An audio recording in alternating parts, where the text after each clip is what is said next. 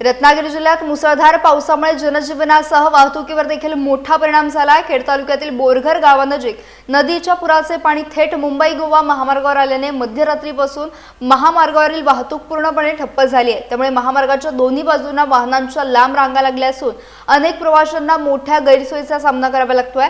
दरम्यान बोरघर येथे महामार्गावर पाणी साचल्यामुळे खवटी येथे कोसळलेली दरड हटवण्यासाठी जाणाऱ्या बचाव पथकांना आणि यंत्रसामुग्रीला देखील घटनास्थळी पोहोचण्यास अडथळे निर्माण झाले।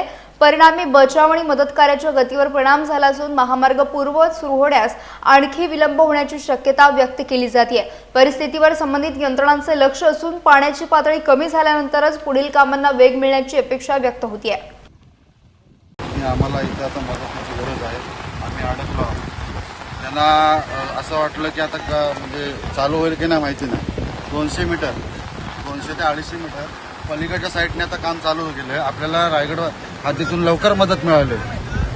आपण ह्या कल्याण टोलवाल्याने अजून म्हणजे आता वाजलेत बघा किती 5 वाजा 4:30 5 वाजायला आले तरी अजून त्यांची मदत नाही मिळत आपल्याला। आणि आपण आता त्यांना सगळ्या म्हणजे ज्या गाड्या आहेत आणि नियोजन असं आपण केलं की ज्या चिपळूणवरून येणाऱ्या गाड्या आहेत त्या आपण लोट्यामध्ये थांबवायला सांगितलं की जेणेकरून हा रस्त्यामध्ये ट्रॅफिक नको आहे अजिबात, आणि ज्या इकडे आहेत त्या पोलादपूर साईडला थांबवायला सांगितलं। असं आपण नियोजन केलेलं आहे। गाव खवटी म्हणजे कोण सतीच्या मध्ये काही नुकसानी झाली लोकांची, काही घरं वगैरे इथं असतात। 2 घरं झाले आहेत।